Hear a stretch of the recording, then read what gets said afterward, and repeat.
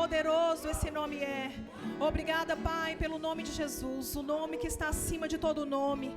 Obrigada, Pai, porque ao nome de Jesus todo o joelho se dobrará, toda língua confessará que o Senhor é Rei nos céus, na terra e debaixo da terra. Bendizemos o Teu nome, Pai, porque nós estamos inseridos no Teu reino, e o Teu reino de justiça, de paz. O Senhor reinará para sempre, Pai. Nós te amamos e bendizemos o Teu nome, em nome de Jesus. Amém. Obrigada. Boa noite, podem sentar. Eita glória! É um prazer estar aqui com vocês essa noite, né? Nós estamos congregando aqui, graças a Deus, há um tempo, né?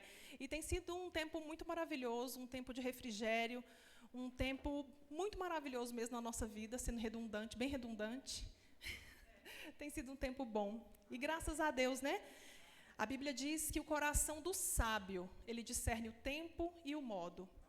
Então, como é bom a gente discernir as estações, discernir o tempo e o modo das coisas acontecerem na nossa vida e andar em paz, andar em alegria. Bom demais. Eu estava orando a respeito do que ministrar, porque assim, quando nós vamos ministrar, a gente não pode ministrar aquilo que está na nossa cabeça, nem aquilo que a gente quer falar. Porque quando nós nos congregamos, quando nós nos reunimos como irmãos, é uma oportunidade do nosso Pai Celestial nos apacentar. Porque Ele é o nosso supremo pastor. Então, sempre Ele quer falar e trazer verdades ao nosso coração para nos apacentar, para nos fortalecer, para nos exortar, para nos instruir em toda a verdade. E algo que ficou forte no meu coração durante esses dias foi para falar a respeito de que nós somos reis e sacerdotes. E é muito interessante porque essa última música que nós cantamos, né, ele falando que Ele reinará para sempre. Graças a Deus, porque Ele é o Senhor das nossas vidas e Jesus é o Rei dos Reis. Então, Ele quer que nós entendamos aquilo que nós somos nele. Não simplesmente aquilo que nós seremos, mas aquilo que nós já somos. E quando nós entendemos o que nós somos, estamos firmados nessa identidade como filhos de Deus, nós não vamos sucumbir no meio das circunstâncias, no meio das adversidades. Por mais que a gente passe por alguma coisa, a nossa identidade marcada e firmada em Deus vai nos fortalecer em todo o tempo. Então, para começar, eu quero que você abra a sua Bíblia, lá em João, no capítulo 14, por favor.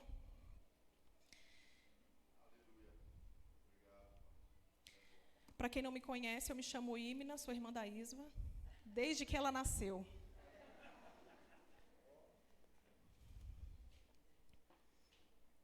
Romanos 14, versículo 17.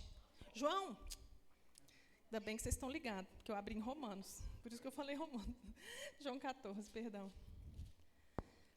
João 14, 17 diz assim: o Espírito da verdade, 16, aliás, e eu rogarei ao Pai, e Ele vos dará outro Consolador, a fim de que esteja para sempre convosco, o Espírito da verdade, que o mundo não pode receber, porque não o vê nem o conhece. Vós o conheceis, porque Ele habita convosco e estará em vós.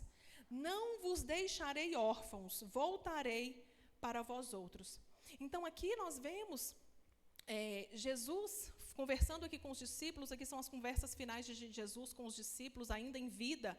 E ele foi dando algumas instruções. Por quê? Porque os discípulos estavam fisicamente convivendo com o Deus encarnado, com Cristo, com Jesus.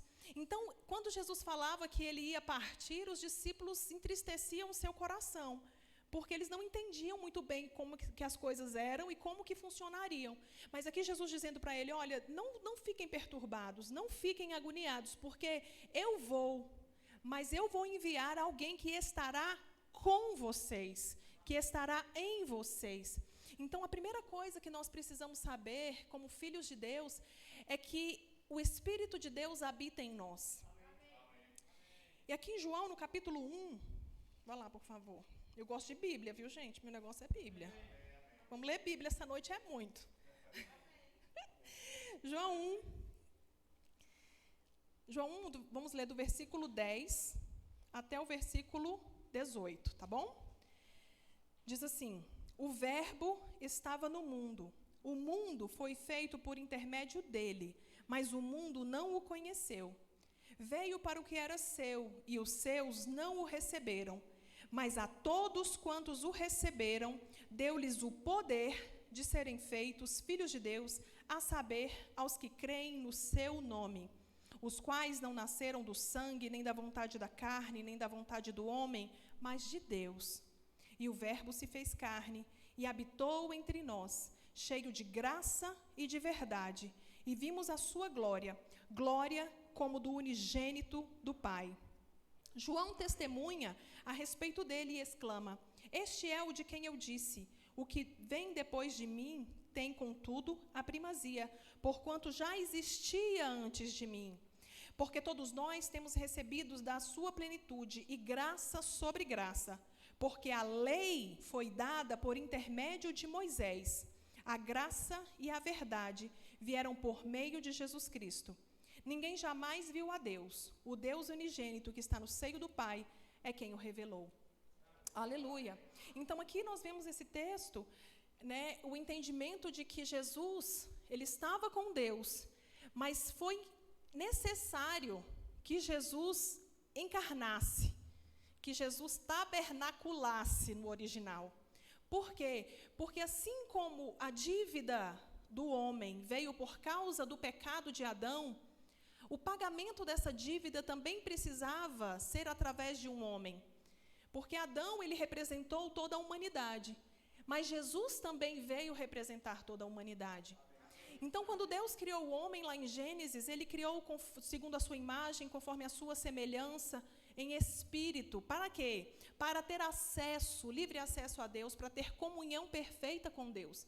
Então, lá no Éden, o homem não tinha pecado, ele não tinha essa barreira de comunicação com Deus, ele não tinha nenhuma barreira entre ele e Deus. Por quê? Porque ele estava perfeito. Mas quando o homem decidiu pecar, ele perdeu essa perfeição, ele perdeu esse acesso, ele perdeu essa dignidade de falar com Deus e de ouvir Deus respondendo. Ele cortou esse acesso por causa da opção que ele fez de fazer aquilo que Deus tinha dito para ele não fazer. E aí, ao longo de toda a história, a gente vê que Deus sempre foi mostrando e sempre apontando, dizendo que viria um que ia consertar essa bagunça que Adão tinha feito. Aqui em Gênesis, no capítulo 3, vamos lá.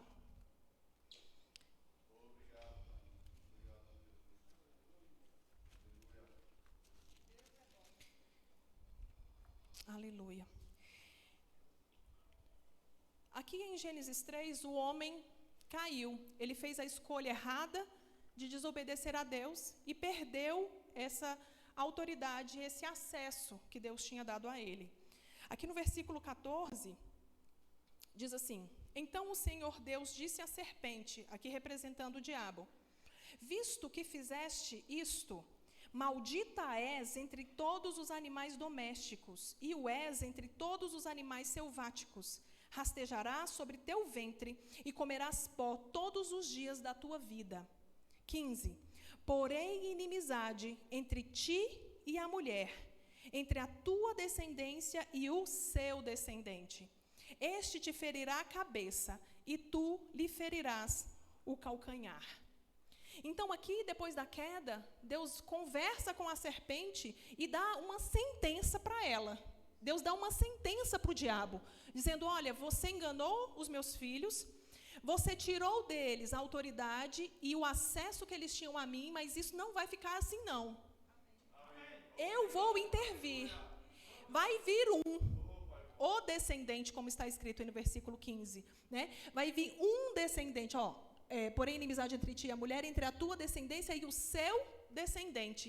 Então aqui é a primeira referência que a gente entende que a Bíblia fala a respeito da vinda de Jesus, a respeito da vinda de um Salvador, de um libertador, de um redentor, que ia resgatar o homem dessa posição que ele tinha caído e ia colocá-lo de volta numa posição de autoridade e de perfeita comunhão e acesso ao Pai. E nós vemos que ao longo de toda a história, Deus foi falando e Deus foi vou usar assim uma linguagem bem popular, Deus foi dando um jeito de se comunicar com o homem, embora esse homem não fosse digno de conversar com ele. E aí nós vemos o amor de Deus, a grandeza de Deus, a bondade, a misericórdia de Deus, porque embora nós estivéssemos distantes, o homem estivesse distante e sem dignidade, o que é a dignidade? É a condição de estar diante de Deus sem culpa. O homem perdeu a capacidade de estar diante de Deus sem culpa, ou seja, ele agora era injusto, ele era indigno, ele não era digno de estar diante de Deus. Então, a Bíblia diz que o pecado foi se multiplicando na terra. A gente conhece a história de Noé, que fez a arca, colocou algumas pessoas dentro dessa arca, pré-anunciou, as pessoas não acreditaram nele, colocou algumas pessoas e salvou os animais de algumas espécies, de todas as espécies, colocou dentro dessa arca.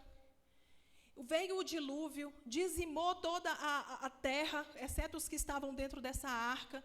Mas depois que Moisés e a família dele desceu da arca, o pecado ainda se multiplicou. E muitas coisas aconteceram. Mas Deus foi se revelar a Abraão. Porque Deus sempre procurava um justo, procurava alguém que tivesse um coração um pouco mais digno, para que ele pudesse se comunicar de novo, para então alcançar as pessoas que estavam ao redor dele. Então Deus, em Gênesis no capítulo 12, fala com Abraão, e ele diz: olha, Abraão, eu vou fazer uma aliança com você. Em ti serão benditas todas as nações, todas as famílias da terra. E aí nós vemos essa aliança poderosa de Deus. A gente sabe que através da circuncisão, ou seja, uma aliança de sangue que Deus fez com os descendentes de Abraão. Depois, Abraão teve Ismael e teve Isaac. De Isaac veio Esaú e Jacó. De Jacó veio 12 filhos. Tem um bicho ali, bichando. Acho que é uma libélula. Gente, a natureza é poderosa, né? A Bíblia diz, no Salmos 19, que a natureza, ela proclama a glória de Deus, que os céus proclamam a glória de Deus. Sabia que uma libélula tem 29 mil olhos em cada pontinho daquele? Gente, Deus é muito exagerado. Gente, Deus é exagerado demais. Agora, se Deus se preocupou com uma libélula, com tanto de olho desse, imagina você o que ele não faz.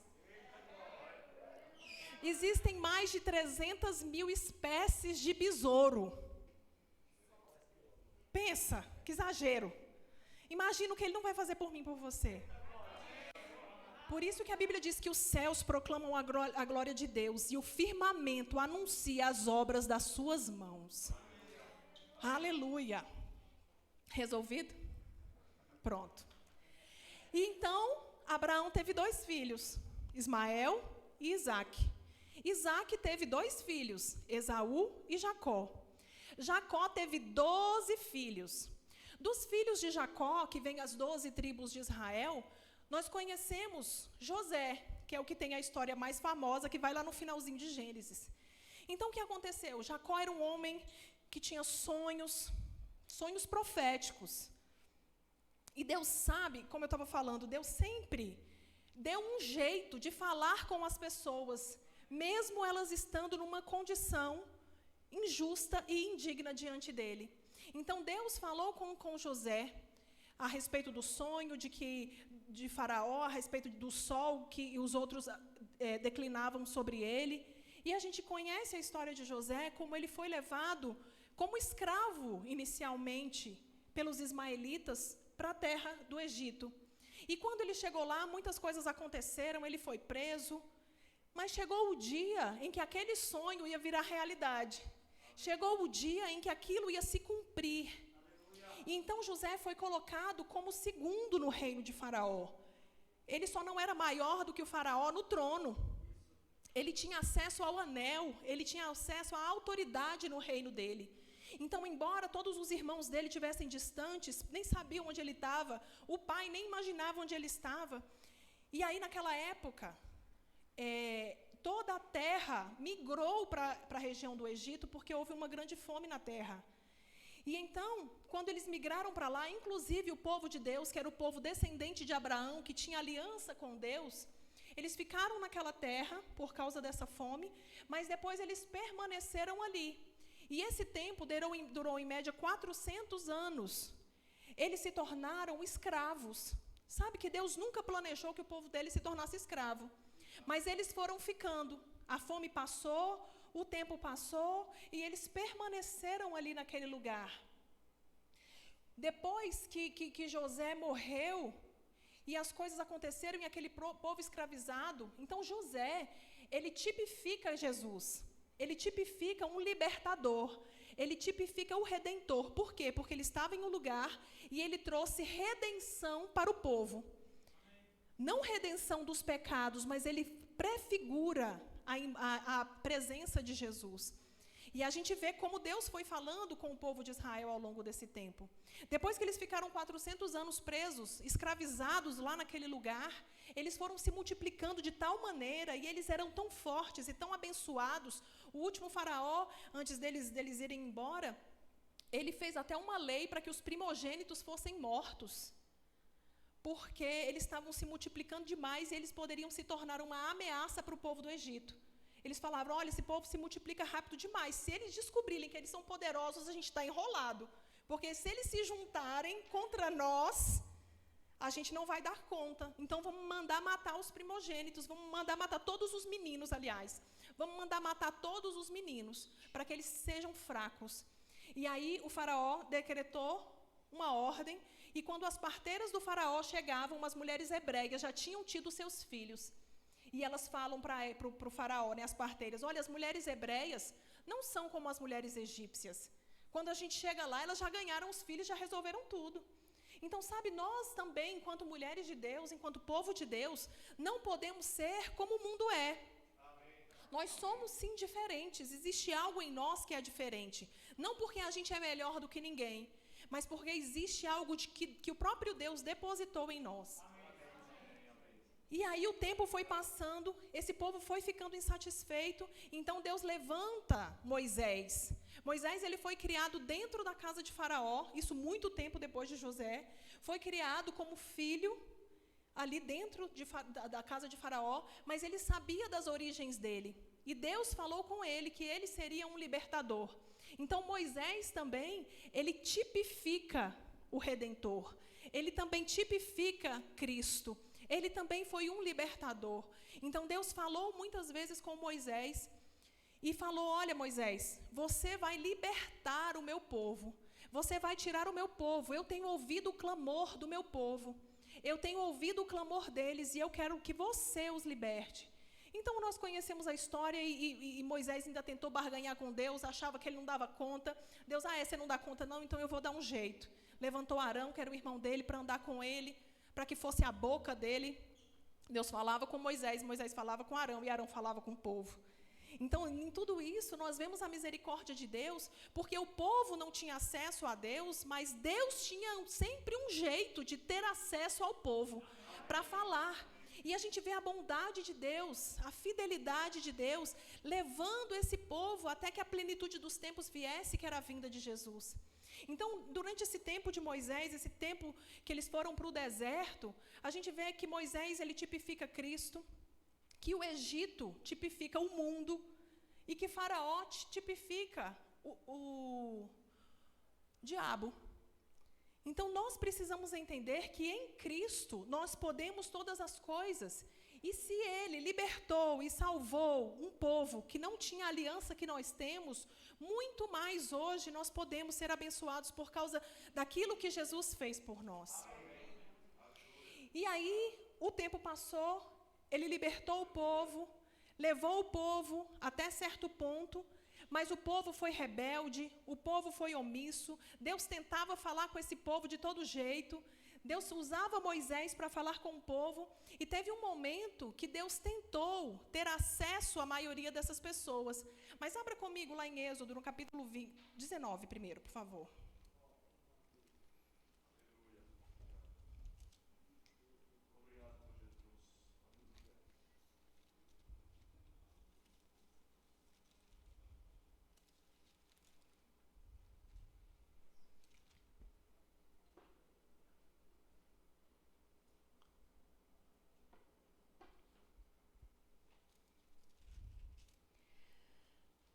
aqui em Êxodo 19, Deus fala com Moisés no Monte Sinai e dá uma instrução para ele falar com o povo.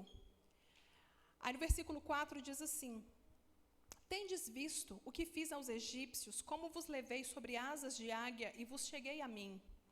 Agora, pois, se diligentemente ouvirdes a minha voz e guardardes a minha aliança, então sereis a minha propriedade peculiar entre todos os povos, porque toda a terra é minha.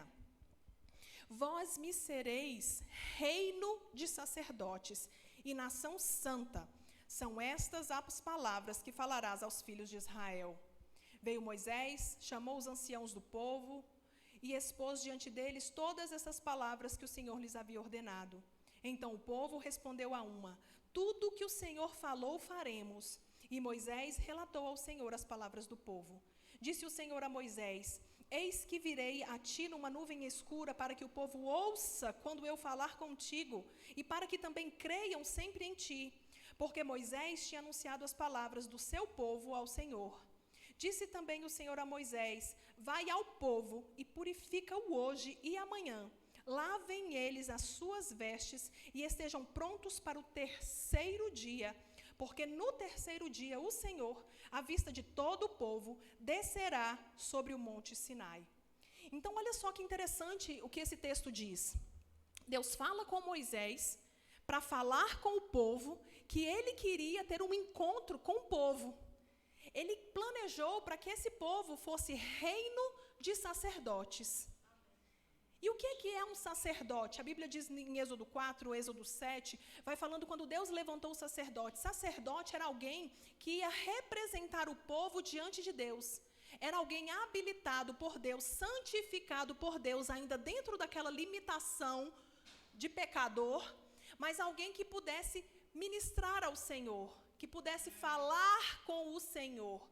Então aqui nós vemos que Deus queria, nesse ponto também, falar com todas as pessoas. Mas ele falou com Moisés para falar com o povo. E aí eles disseram, né? Tudo que o Senhor falar, quer ver o versículo 8. Então o povo respondeu a uma: tudo que o Senhor falou, faremos. Mas olha só o que acontece em Êxodo no capítulo 20. Versículo 18, por favor. Todo o povo presenciou os trovões e os relâmpagos, e o canglor da trombeta, e o monte fumegante, aleluia! E o povo, observando o que aconteceu, se estremeceu e ficou de longe. Disseram a Moisés: fala-nos tu, e ouviremos, porém não fale Deus conosco, para que não morramos. Respondeu Moisés ao povo: não temais. Deus veio para vos provar e para ver que o seu temor esteja diante de vós, a fim de que não pequeis. O povo estava de longe em pé. Moisés, porém, se chegou à nuvem escura onde Deus estava. Então, olha só, que relato interessante esse aqui. Deus queria ter comunhão com esse povo de uma maneira mais próxima, não tão próxima como agora na Nova Aliança, em que nós lemos lá em João, né, que o Espírito de Deus está em nós, porque o homem ainda não podia ter Deus dentro, mas Deus queria ter uma comunhão um pouco mais próxima com esse povo. Deus anunciou, falou com eles para eles se purificarem, para eles lavarem as suas vestes e estarem preparados, mas quando foi na hora do vamos ver, eles estremeceram.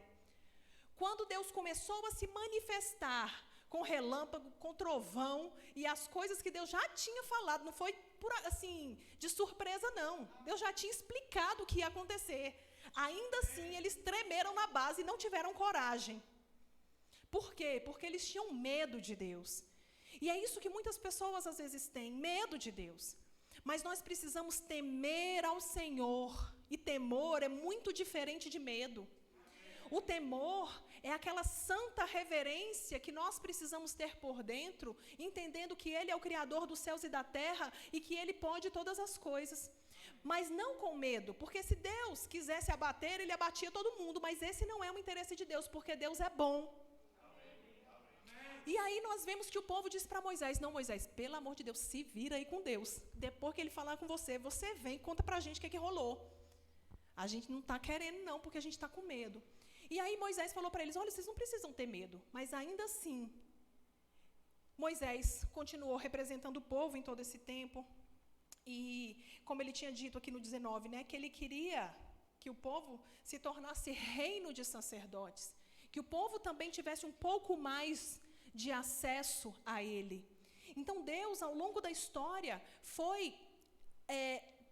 se aproximando do povo, foi se aproximando do homem, a criatura que ele tinha feito segundo a imagem conforme a sua semelhança. E aqui, depois do Êxodo inteiro, né, a gente vê que Deus estabeleceu as leis cerimoniais, ele deu os 10 mandamentos, para que o povo fosse se santificando um pouco mais, para que eles começassem a entender como o reino de Deus funciona e como Deus pensa e como Deus funciona. Porque eles não tinham uma referência muito sólida, porque o pecado tinha se multiplicado na terra, mas à medida que Deus fez uma aliança com esse povo, separou esse povo, ele queria que esse povo andasse diferente na terra, que esse povo fosse representante dele, para que ele pudesse alcançar as outras nações também. Então, ele deu as leis cerimoniais, as leis matrimoniais, todas as coisas. Ele estabeleceu o tabernáculo. Ele falou em Êxodo como precisava ser esse tabernáculo. E o que era o tabernáculo? Era uma igreja móvel, porque eles eram nômades nessa época. Eles andavam no deserto. Então, Deus estabeleceu como deveria ser. Olha, precisa ser assim, tantos metros para isso, tantos metros para aquilo. Vai ter a Arca da Aliança. Na Arca da Aliança vai ser feita com tal material, vai ser feita desse jeito. E a Bíblia diz que Deus ungiu os artífices que iam fazer cada detalhe da arca. E quando a tenda, quando Deus se movia, todas as pessoas viam. A gente vê aqui em Êxodo, no capítulo 40, por favor, lá no finalzinho, a gente vê a inauguração do tabernáculo. Depois que o tabernáculo estava pronto, que a arca estava pronta, diz assim, versículo 34, por favor. Então a nuvem cobriu a tenda da congregação, e a glória do Senhor encheu o tabernáculo. Moisés não podia entrar na tenda da congregação, porque a nuvem permanecia sobre ela, e a glória do Senhor enchia o tabernáculo. Mas a nuvem se levantava de sobre o tabernáculo. Quando a nuvem se levantava de sobre o tabernáculo, os filhos de Israel caminhavam avante em todas as suas jornadas. Se a nuvem, porém, não se levantava, não caminhavam, até o dia em que ela se levantava. De dia, a nuvem do Senhor repousava sobre o tabernáculo, e de noite havia fogo nela, à vista de toda a casa de Israel, em todas as suas jornadas. Então, pensa comigo a experiência poderosa que esse povo teve. No meio do nada, no meio de um deserto, Deus faz uma aliança com o povo, tira ele do povo do Egito, leva para o meio do deserto. No meio do deserto, ele faz uma congregação, ele manda fazer um tabernáculo físico, ele faz a arca, coloca as coisas importantes, estabelece como essas coisas precisavam funcionar, estabelece como essas pessoas precisavam se comportar, e depois ele manifesta a glória dele, o poder dele sobre este lugar. E a Bíblia, como nós lemos agora, né, que a glória do Senhor encheu esse tabernáculo. Quando vinha a nuvem, eles sabiam que eles precisavam, que eles permaneceriam naquele lugar. Olha que coisa maravilhosa. E hoje, na nova aliança, nós podemos ser guiados pelo Espírito de Deus. A Bíblia diz que nós somos filhos de Deus, e por causa disso nós podemos ser guiados pelo Espírito de Deus. E isso é por dentro. Sabe que esse pessoal, eles estavam numa aliança extremamente inferior à nossa. E eles viam com os olhos físicos dele, essa nuvem descendo, essa nuvem subindo, a coluna de fogo descendo, a coluna de fogo subindo. Era maravilhoso demais. Só que tinha um problema. Eles não conseguiam ter Deus por dentro. A glória de Deus só vinha sobre o tabernáculo, só vinha sobre a arca, e eles conseguiam ver, mas eles não conseguiam discernir espiritualmente, porque a Bíblia diz em 1 Coríntios, no capítulo 2, que as coisas espirituais se discernem espiritualmente. Mas como eles eram mortos espiritualmente, como eles tinham perdido a dignidade, tinham perdido a capacidade de entender o que Deus tinha para falar, Eles viam, eles se admiravam, mas eles não conseguiam entender a profundidade do que aquilo representava. Porque uma coisa é o entendimento intelectual, outra coisa é o discernimento espiritual. Quando o discernimento espiritual chega, é uma compreensão que vai além da capacidade intelectual. Por isso que a Bíblia diz a respeito da sabedoria para a salvação. Tem muita gente inteligente em todas as áreas da ciência e do conhecimento, mas existe uma sabedoria que é necessária para a salvação, que é o discernimento espiritual das coisas espirituais. Então aqui nós vemos que esse povo, ele via isso aqui, né? E aí depois tem os livros de Levítico, depois tem todas as outras coisas que Deus vai falando com o povo. Deus era o rei desse povo. Enquanto eles eram esse povo tribal, né, eram as 12 tribos de Israel.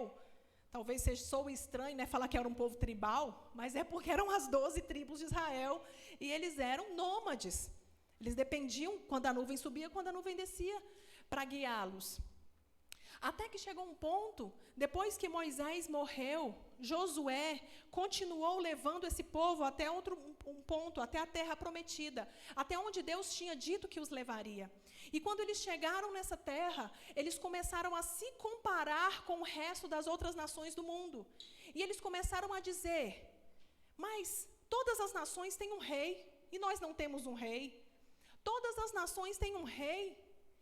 E eles foram falar com Samuel. Samuel era um profeta. Sabe que Samuel, antes disso, né? Enquanto eles estavam lá, onde eles chegaram na terra de Canaã, estabeleceu as terras, dividiu as terras entre as 12 tribos de Israel, e foram levantados juízes, pessoas que iam julgar o povo. Ao todo, existiram 13 juízes, e isso durou uma média também de 400 anos, mais ou menos nessa região. E depois desse tempo, levantou-se Samuel. Samuel foi o último dos juízes, mas foi o primeiro dos profetas. Então, quando se levantou Samuel, Deus foi falando e o povo foi clamando por um rei. E sabe que Deus se entristeceu profundamente com esse pedido do povo? Por quê? Porque ele queria que o povo fosse reino de sacerdotes. Deus queria ser pessoalmente o rei do povo dele. Mas eles decidiram que queriam um rei físico, porque afinal de contas todas as outras nações tinham um rei. Então Deus falou com eles, olha, eu não queria que tivesse um rei para vocês não, mas já que vocês querem eu vou dar. E aí o primeiro rei de Israel, que é Saul, a Bíblia diz em 1 Samuel capítulo 8, capítulo 9, vai contando a história de Saul, e diz que ele era um homem de alta estatura, que ele era bonito, mas que ele tinha um coração acertado diante de Deus. Mas quando Deus deu uma ordem para ele, ele não esperou, ele não soube cumprir aquela ordem. Deus falou para ele, ele estava num monte, e era para ele esperar Samuel para sacrificar, porque ele era o rei, mas quem era o sacerdote, o que é sacerdote? Aquele que ministrava diante de Deus. Quem era o sacerdote era Samuel. Só que ele não esperou o sacerdote chegar para sacrificar. Ele ficou agoniado, porque o povo estava pressionando ele, e ele decidiu sacrificar. Quando Samuel chegou, pegou ele com a boca na botija. E aí Deus se entristeceu por causa da desobediência de Saul. Deus falou para ele, olha, é mais importante a obediência do que o sacrifício. E Deus falou com ele. Depois disso, Deus levantou um outro rei, que foi Davi. Mas demorou ainda mais 20 anos. Saul, ele reinou 20 anos sem a unção perfeita de Deus sobre a vida dele. Por isso que às vezes a gente vê algumas coisas acontecendo por aí e a gente não entende porque que um raio não caiu na cabeça da pessoa ainda. Mas Deus, se naquela época tinha tanta paciência, imagina agora que é com filho. Então o fato de estar em outdoor, de estar em vitrine, não quer dizer que Deus está aprovando. Porque Deus conhece e Deus sonda o coração. E foi isso que Deus falou para Davi. Deus falou, Davi, o homem vê a aparência, mas eu vejo o coração. E aí Deus levantou Davi, Saul morreu, ele foi reinar, depois o filho mais velho de Saul reinou também. O reino de Israel, que era para ser um reino único e um reino do povo de Deus, foi um reino dividido. entre o reino do sul e o reino do norte. E aí muitas coisas foram acontecendo. A Bíblia diz que Jesus, ele veio da descendência de Davi. Sabe que às vezes a gente olha para a palavra e a gente pensa, nossa, parece que nada tem a ver com nada. Mas eu vou te dizer, tudo tem a ver com tudo. O Antigo Testamento, ele veio mostrando a aliança de Deus e esse movimento de Deus em relação ao povo. Deus foi sempre bom e misericordioso para alcançar essas pessoas que estavam numa condição de perdidos, numa condição que eles perderam de perfeita comunhão e acesso com Deus.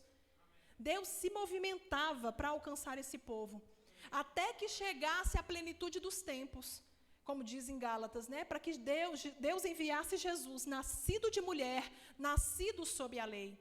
Então Deus enviou a lei para que os homens pudessem amortizar aquela dívida que foi contraída lá em Adão.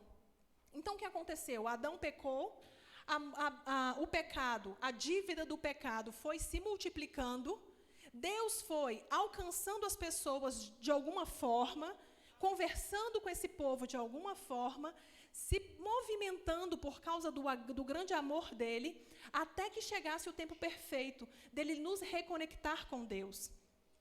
A Bíblia diz, vá comigo por favor em Colossenses, no capítulo 2.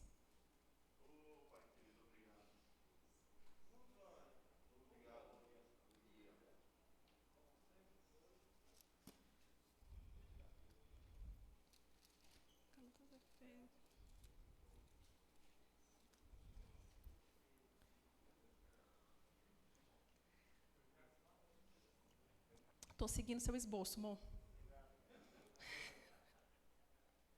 Ai. Colossenses 2, versículo 14. Não, vou ler a partir do 11.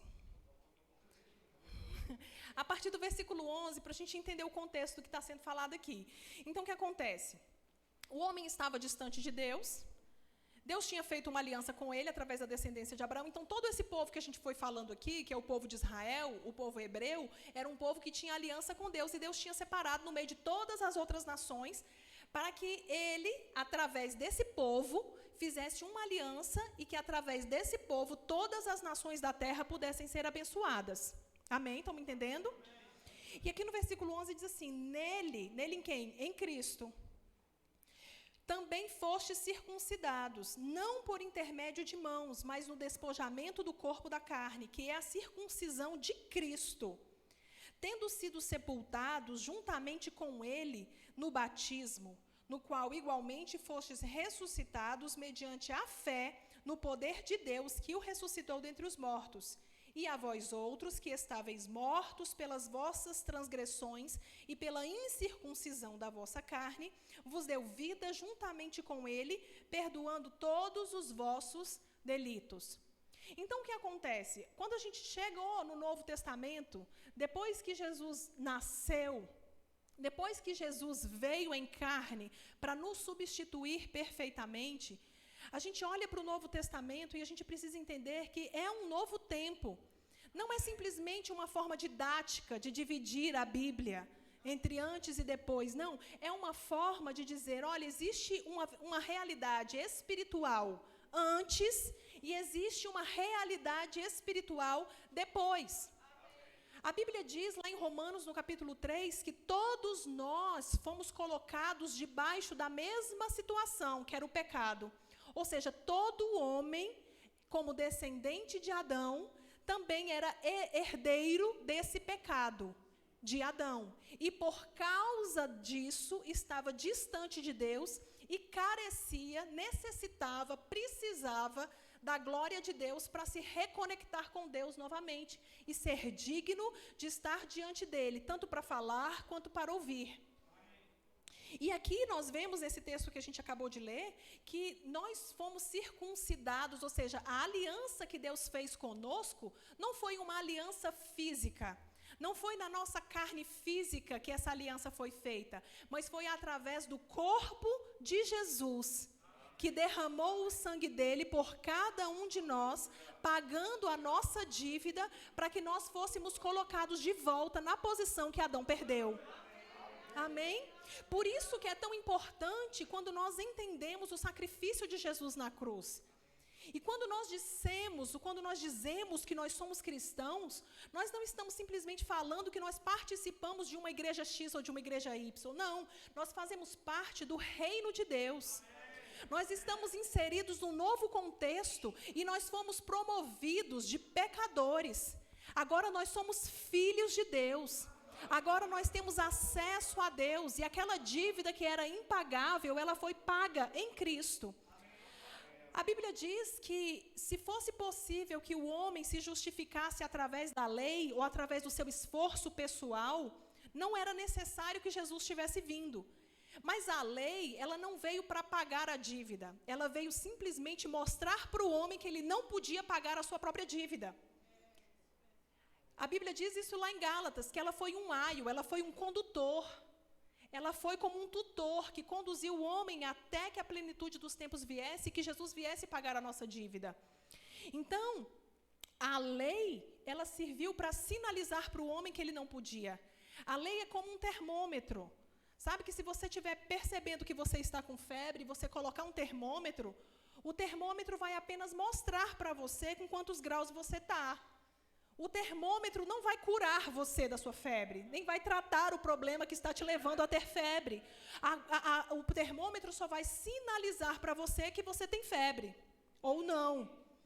Da mesma maneira, a lei ela não veio para resolver o problema do pecado. A lei veio para mostrar para o homem que ele não poderia resolver e que ele estava doente mesmo.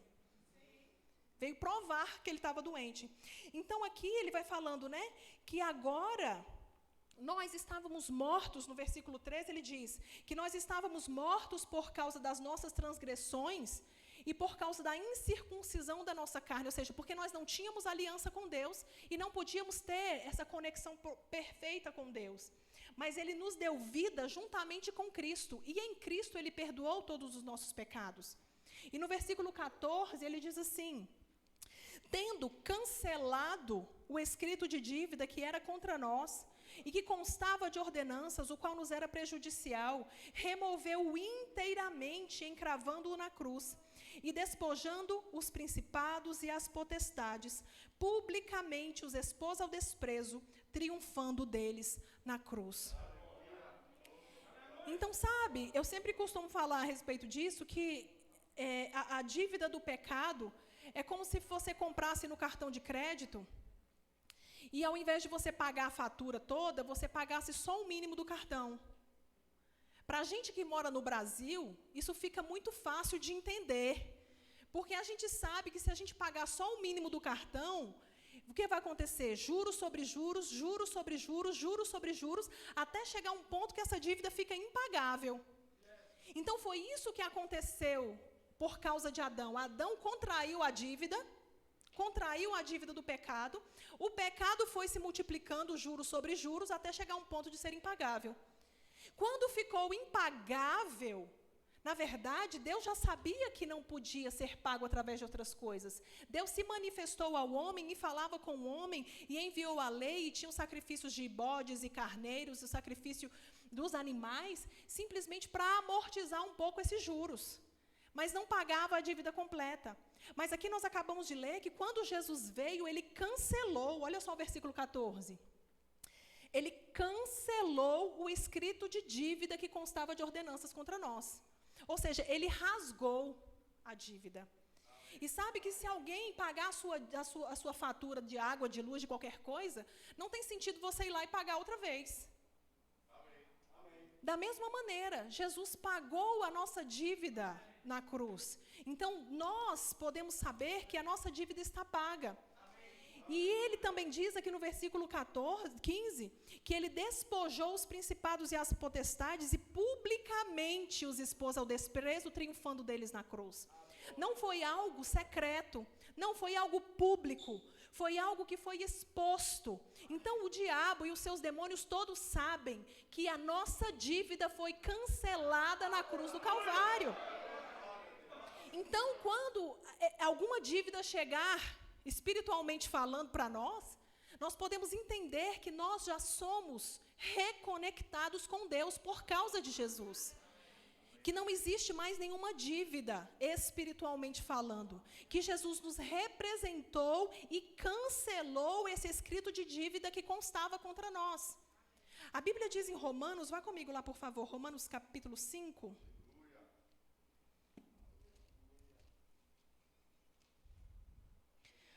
Romanos capítulo 5, versículo 17.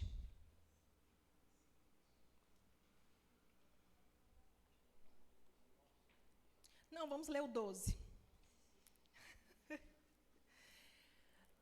Romanos 5, 12.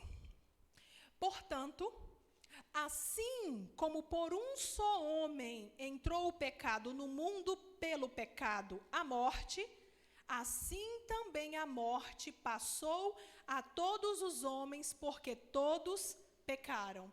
Então, está vendo? Tudo isso que eu falei está nesse versículo aqui. Por isso que é maravilhoso a gente ter esse entendimento da palavra, porque a gente não precisa mais ser enganado por ninguém. A palavra de Deus, ela é a verdade. E quando nós lemos a palavra, nós somos exortados a entender aquilo que Deus está falando conosco. E aqui ele vai dizendo, né, que de Adão, aí no versículo 13, porque até o regime da lei havia pecado no mundo, mas o pecado não é levado em conta quando não há lei. O que quer dizer isso? Quer dizer que Deus estabeleceu a lei simplesmente para o homem identificar que ele não conseguia cumprir a lei. Deixa eu explicar de novo. Deus enviou a lei para o homem entender que ele não conseguia cumprir toda a lei e que ele carecia da glória de Deus. E que ele sozinho não dava conta de pagar aquela dívida. Porque se não houvesse lei, não existiria pecado. Se Deus não tivesse dito para Adão, Adão, coma de tudo, mas não coma dessa, Adão não teria, não seria uma desobediência, se Deus não tivesse dado uma instrução. No versículo 14 diz, entretanto, reinou a morte desde Adão até Moisés, mesmo sobre aqueles que não pecaram à semelhança da transgressão de Adão, o qual prefigurava aquele que havia de vir. Quem? Jesus. Todavia, não é assim o dom gratuito como a ofensa, porque se pela ofensa de um só, que é Adão, morreram muitos, muito mais a graça de Deus e o dom pela graça de um só homem, Jesus Cristo, foram abundantes sobre muitos.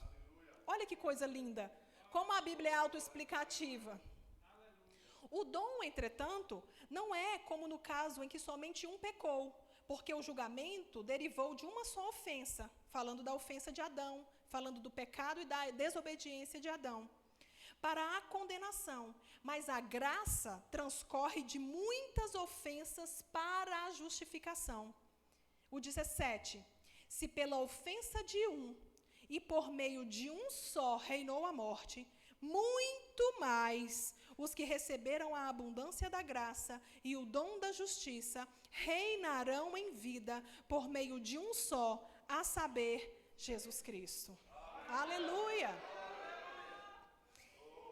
18, pois assim como por uma só ofensa veio o juízo sobre todos os homens para a condenação, assim também por um só ato de justiça veio a graça sobre todos os homens para a justificação que dá vida.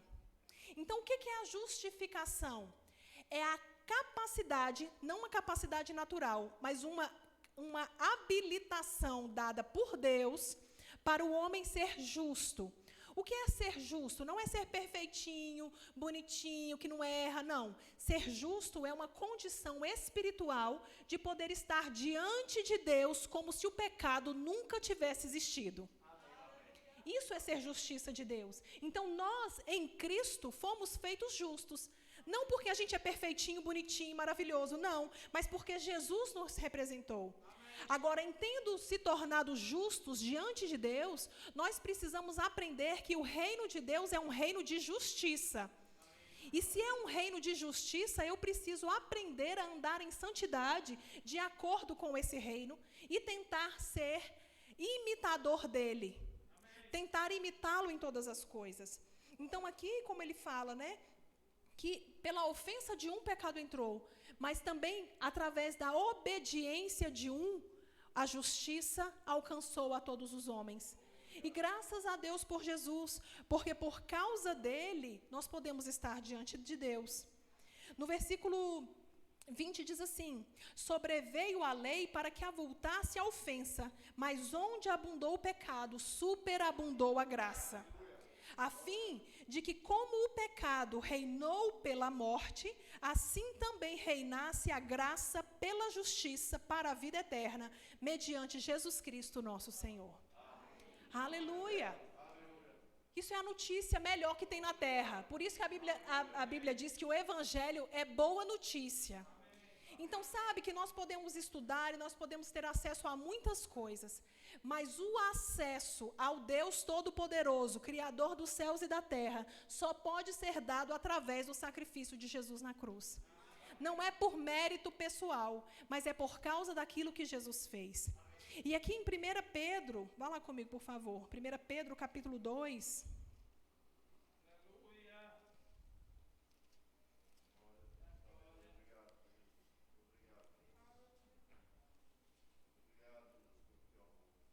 Aleluia.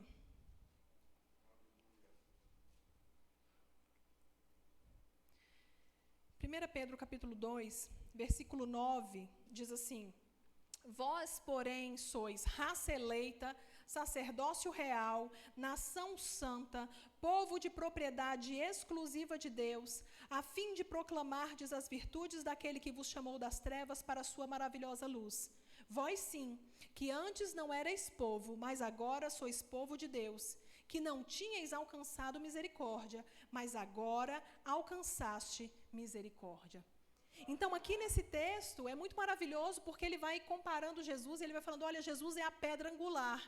Jesus é aquele que veio colocar um marco, que veio mudar a história, que veio estabelecer uma nova história, fundamentado de uma maneira diferente. Então, para quem não acredita em Jesus, como ele diz aqui, ele vai dizendo, para eles é vergonha, para eles é perdição, mas para nós que cremos é preciosidade. Para nós que cremos é a bondade de Deus em manifestação.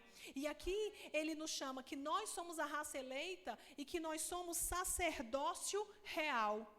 Então, em Cristo, Deus conseguiu cumprir aquilo que ele queria fazer lá em Êxodo, no capítulo 19, quando ele falou para Moisés, olha, eu quero fazer desse povo reino de sacerdotes. Mas o povo não tinha coragem de estar diante de Deus, porque eles não eram dignos. Mas agora em Cristo nós fomos feitos dignos. E ele não simplesmente nos fez dignos, ele nos colocou numa posição diferente. Nós lemos lá no início da ministração, em João no capítulo 1, né, que Jesus, ele veio para os que eram seus, mas os seus não receberam. Mas a todos quantos o receberam, deu-lhes o poder, o direito, o privilégio de serem feitos filhos de Deus. Então, no reino de Deus, o lugar mais importante que existe no reino de Deus é o lugar de filho.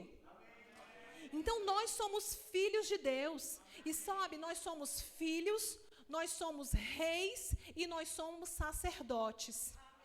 Nós somos filhos, nós somos herdeiros de Deus e co-herdeiros com Cristo. Deus é o nosso Pai.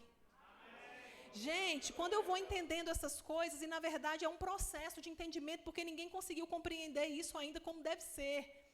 Mas à medida que você vai renovando o seu entendimento, e você vai colocando isso, e isso vai virando verdade no seu coração, e você entende que o Criador dos céus e da terra, o Deus Todo-Poderoso, é o seu Pai. Isso muda a sua maneira de se comunicar com tudo. Muda a sua maneira de, em primeiro lugar, muda a sua maneira de falar com Ele. Porque você não vai se relacionar simplesmente com Deus, como um Deus longe, um velho barbudo, mal-humorado, batendo a mão na coxa, ai, não aguento mais, o que você tem para falar, menino? Fala logo. Não, você vai entender que você pode falar com o seu Pai, e Ele é um Pai amoroso. Que independente do pai natural que você teve, mesmo que você tenha tido um pai natural duro, um pai natural rígido, às vezes até violento, tem gente que teve todo tipo de pai por aí. Mas nós precisamos entender que a nossa paternidade espiritual em Deus Não é como a nossa paternidade natural. Não confunda e não deixe a sua mente deixar de receber essa verdade, porque de repente você teve experiências ruins com um pai natural. O seu Pai Celestial é um Deus bondoso. Um Deus, como nós vimos aqui durante todo o Antigo Testamento, mesmo o homem tendo pecado, ele sempre deu um jeito de se comunicar com esse homem. Um homem que estava distante, um homem que não era digno de estar diante da presença dele, mas ele foi sempre dando um jeito de falar com esse homem, até chegar o ponto dele enviar Jesus. A Bíblia diz que Jesus ele veio como figura humana, que ele abriu mão da sua glória. A Bíblia diz isso em Filipenses no capítulo 2, que ele não teve por usurpação o ser igual a Deus, mas ele abriu mão disso e ele veio em figura humana, em forma de servo, sendo obediente até a morte e morte de cruz. Por isso que hoje nós podemos estar diante de Deus como se o pecado nunca tivesse existido, porque nós fomos reconectados com Deus e por causa disso nós podemos falar com o nosso Pai Celestial. Deus é o nosso Pai e essa precisa ser a maior identidade nossa. Antes de ser qualquer outra coisa, antes de ter qualquer outro papel na sociedade ou na família, antes de ter qualquer outra função na igreja local, o nosso principal entendimento de identidade precisa ser o fato de que nós fomos feitos filhos de Deus. Não foi a gente que se ofereceu e se tornou, não, agora eu quero ser seu filho. Não, Ele nos fez filhos dele. Foi um movimento de Deus para com o homem. Não foi o homem para com Deus, porque o homem estava sem capacidade, sem habilidade, sem dignidade de ir até Deus. Deus desceu até o homem. Deus desceu para se reconectar conosco através de Jesus. E por causa disso nós temos acesso a Ele. Amém? Então nós somos filhos de Deus, herdeiros de Deus e co-herdeiros com Cristo. E nós precisamos entender que a nossa herança em Cristo é a nossa verdade. Como ele faz uma oração, Paulo faz uma oração pelo povo de Colossos, e ele diz, olha, eu oro para que os olhos do entendimento de vocês sejam iluminados.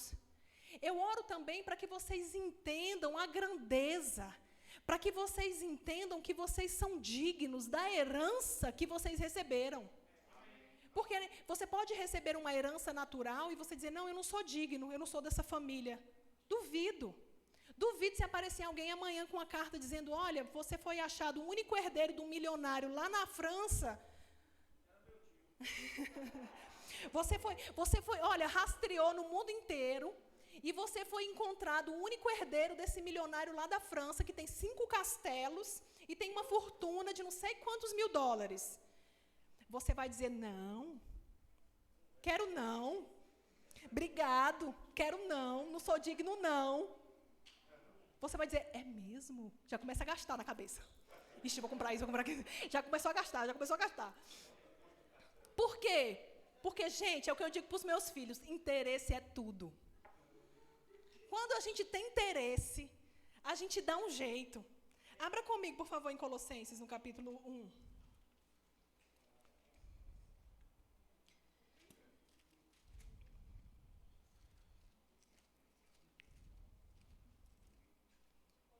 Colossenses 1, versículo 9. Olha só.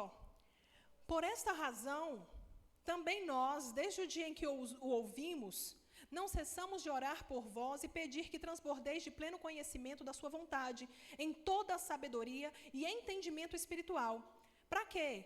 A fim de viverdes de modo digno do Senhor para seu inteiro agrado, frutificando em toda boa obra e crescendo no pleno conhecimento de Deus, sendo fortalecidos com todo o poder, segundo a força da sua glória, em toda a perseverança e longanimidade, com alegria, dando graças ao Pai que nos fez idôneos, dignos, a parte que vos cabe da herança dos santos na luz. E olha o 13. Ele nos libertou do império das trevas e nos transportou para o reino do Filho do seu amor, no qual temos a redenção, a remissão dos pecados. Olha que coisa mais linda. Essa oração, ele fala, olha, eu oro para que vocês entendam que esse reino que agora vocês fazem parte é algo que vai afetar a maneira de vocês viverem. Não é só uma religião, não. Vai afetar porque o reino de Deus está em vocês. E eu quero que vocês entendam que o próprio Deus, pessoalmente, fez vocês dignos de usarem essa herança que vocês receberam através de Jesus. E Ele não simplesmente te deu essa herança, não. Ele te transportou do império das trevas, que é onde nós estávamos espiritualmente. Ele nos levou para um outro lugar espiritual. Ele nos levou para o reino do Filho do seu amor. E nesse reino, nós temos a redenção dos nossos pecados. Amém? E é por isso, é porque nós estamos nesse reino, que nós agora estamos no reino do Filho do seu amor, como nós lemos lá em 1 Pedro, no capítulo 2, agora nós somos reis e sacerdotes. Agora nós podemos entender que Jesus é o rei dos reis. E nós somos reis diante de Deus, nós somos sacerdotes diante de Deus. E o que um rei faz? Um rei reina. E sabe que nós reinamos no reino espiritual, no reino de Deus. Nós não reinamos sobre as pessoas, nós não reinamos sobre a vontade das pessoas, não. Nós reinamos no sentido de ter autoridade espiritual contra as forças do mal. Entendendo que Deus é o nosso Pai e que Ele mesmo nos fez dignos de estar inseridos nesse reino, e por causa disso nós temos autoridade e podemos andar nessa terra de cabeça erguida. Sabemos que em Cristo nós fomos feitos dignos, que nós somos reis. Então, como reis, nós ministramos aqui nessa terra, nós andamos aqui nessa terra de cabeça erguida, sabemos que nós já somos mais do que vencedores. E sacerdotes, o que é um sacerdote? Um sacerdote é aquele que ministra a Deus. Então, nós também somos sacerdotes, nós podemos ministrar ao Senhor. Então, o rei, ele reina na horizontal, mas um sacerdote, ele ministra na vertical. Não no sentido de que Deus está lá em cima e que a gente está lá aqui embaixo. Não, Deus está em nós. Mas no sentido de que nós ministramos no reino de Deus. No sentido de que nós representamos o próprio Deus aqui na terra. E que nós podemos falar com Ele. Ele pode nos ouvir. E o mais chocante, Ele responde. Meu Deus. Gente, quando você descobre que Deus Todo-Poderoso, Criador dos céus e da terra, é o seu Pai, te ouve e ainda responde aquilo que você precisa ouvir, a sua vida muda. Não existe nada que seja difícil demais. Embora a gente passe por aflições, por circunstâncias, por dificuldades, porque a Bíblia diz que no mundo nós teríamos aflições, mas Ele diz, olha, tenha bom ânimo, não desista, eu venci o mundo, vocês venceram comigo, vocês já são mais do que vencedores. Por quê? Não porque a gente é perfeitinho, não, mas porque Ele nos fez dignos de participar do reino dEle, que é um reino de justiça. E a Bíblia diz em Romanos 14, no versículo 7, que o reino de Deus não é comida nem bebida, mas é paz, justiça e alegria no Espírito Santo. Então, se nós somos reis, pode ficar de pé. Se nós somos reis, se nós somos sacerdotes, nós reinamos em vida. Reinamos em vida por causa da vida que Jesus compartilhou conosco. Não porque nós podemos em nós mesmos, não porque nada disso, mas por causa dEle, por causa daquilo que Ele é, por causa daquilo que Ele fez e por causa daquilo que Ele pode fazer em nós. E sabe, nós representamos o Senhor aqui nessa terra como sacerdotes. Nós representamos a Deus e nós podemos saber que nós podemos ter acesso a Ele. Deus não levantou uma classe especial de pessoas para ter acesso a Ele. Não, só fulano que pode, só pastor que pode, só ministro não sei o que pode. Não, existem os chamados ministeriais e eles são importantíssimos para a edificação do corpo de Cristo. Mas o acesso a Deus como sacerdote é para todo aquele que crê. Não existe uma classe especial de pessoa que é digno. Não, fulano é digno, fala com Deus, depois você vem falar para mim. Não, fale você, porque em Cristo você já tem acesso. Repita comigo, eu tenho acesso livre a Deus. Aleluia. Glória a Deus. Ah, sim. E se você está aqui e ainda não confessou Jesus como Senhor e Salvador da sua vida, eu animo você a fazer isso nessa noite, a receber esse amor, a receber essa presença santa e entender que por causa de Jesus, você pode ser feito filho de Deus. Tem alguém aqui que ainda não confessou Jesus como Senhor e Salvador? Todos filhos? Dá um glória a Deus de filho aí, deixa eu ver. Amém. E se você está aqui e ainda não recebeu o batismo no Espírito Santo, com evidência de falar em outras línguas, se você está aqui e deseja isso no seu coração, é um presente de Deus para você. Tem alguém? Todos cheios? Amém. E se você está aqui, precisa de alguma oração por cura, está com alguma dor, alguma enfermidade, a Bíblia diz que nós imporemos as mãos sobre os enfermos, eles serão curados. Se você está aqui com alguma dor, levante a sua mão, nós vamos orar por você onde você está. Só tem... Ai, pronto, tem uma irmã ali. Pai, nós te damos graças pela vida da tua filha. Eu declaro, Pai, a tua cura, declaro a tua restauração completa. Eu declaro, Pai, tudo funcionando perfeitamente bem. Pai, voltando para o lugar, funcionando como deve funcionar, em nome de Jesus. Obrigada, Pai, por saúde divina. Obrigada porque o mesmo Espírito que ressuscitou Jesus Cristo dentre os mortos habita nela e traz vida ao seu corpo mortal. Eu declaro isso e te agradeço em nome de Jesus. Amém. Glória a Deus. Muito obrigada.